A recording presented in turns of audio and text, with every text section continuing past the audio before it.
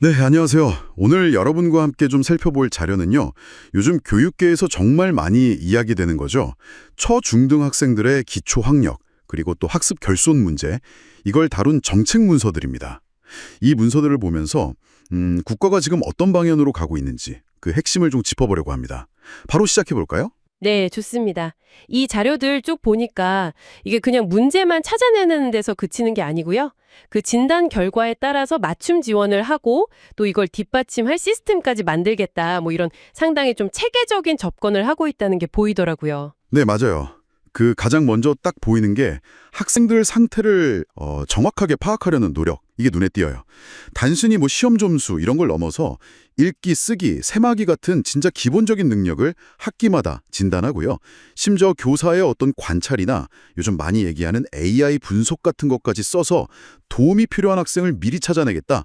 이런 조기 감고 시스템 구축 이야기가 있더라고요. 그렇죠. 이 조기 경고라는 거 하고 또 체계적인 진단, 이게 참 중요합니다. 단순히 얘가 좀 뒤처지네 이게 아니고요. 왜 어려움을 겪을까? 이걸 좀 더 깊이 보려는 거니까요. 문제가 더 심각해지기 전에 딱 개입할 수 있는 기회를 만드는 거죠. 어떻게 보면 예방적인 접근의 시작이라고 할 수 있겠네요. 그렇게 진단을 하고 나면 그 다음은 당연히 이제 맞춤 지원으로 가겠죠. 자료 보니까 학생 수준별로 뭐 보정 프로그램이나 아니면 1대1 튜터링 같은 걸 제공한다고 하고요. 특히 그 팬데믹 때문에 생긴 학습 공백 있잖아요. 이걸 메우려고 단기 집중 프로그램 같은 것도 운영한다고 하고요. 교육 회복이라는 말이 참 많이 나오던데 이 부분은 상당히 중요하게 생각하는 것 같아요. 맞습니다. 여기서 그 맞춤형이라는 단어가 핵심인 것 같아요. 모든 학생에게 그냥 똑같은 걸 주는 게 아니라 학생 한 명 한 명의 필요에 좀 집중하겠다는 거니까요.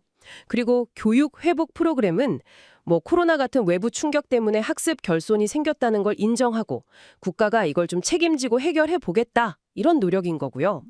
근데 사실 이런 지원이 효과를 보려면 결국에는 그 기초학습 지원 강사님이나 튜터분들, 이런 현장 인력이 충분히 확보되어야겠죠. 그게 관건일 겁니다. 그리고 좀 흥미로운 게 이게 단순히 공부만 도와주는 게 아니더라고요.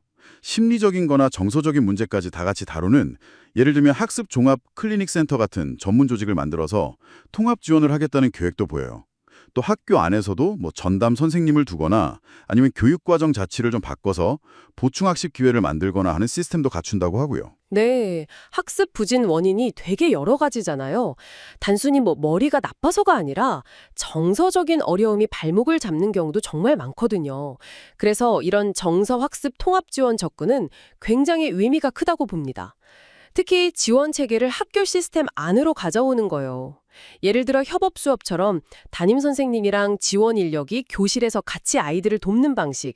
이런 건 학생들이 지원받기가 훨씬 쉽고 또 꾸준히 관리받을 수 있다는 장점이 있죠. 기술 활용 이야기도 빼올 수 없죠. AI. 네, AI요?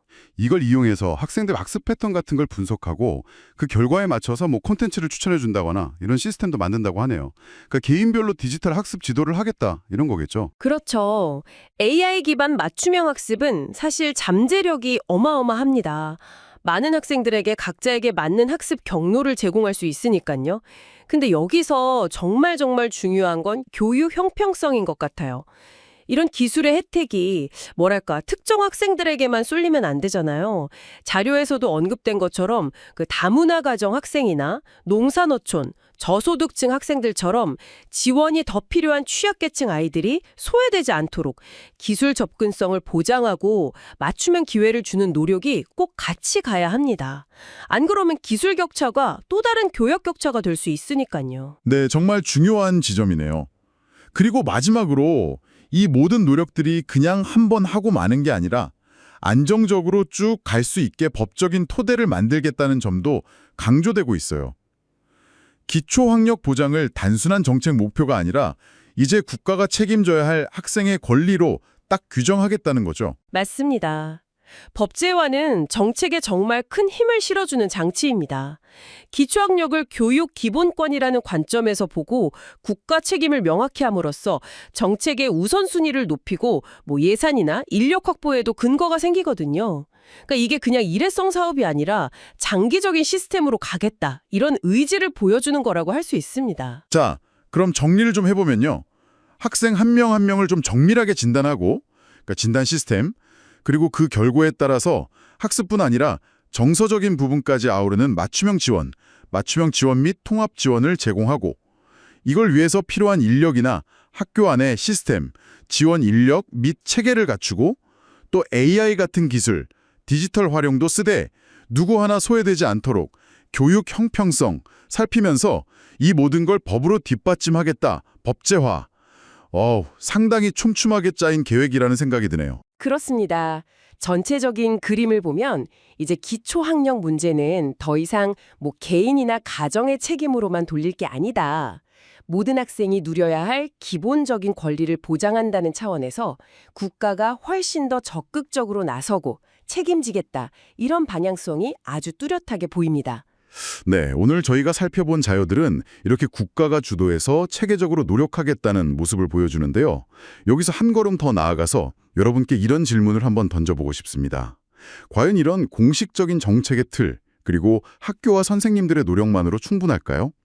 진정으로 모든 아이들이 배움에서 뒤처지지 않고 동등한 기회를 누리게 하려면 우리 지역사회나 학부모님들은 또 어떤 역할을 함께 고민하고 실천해 나갈 수 있을까요? 한 번쯤 생각해 보시면 좋겠습니다.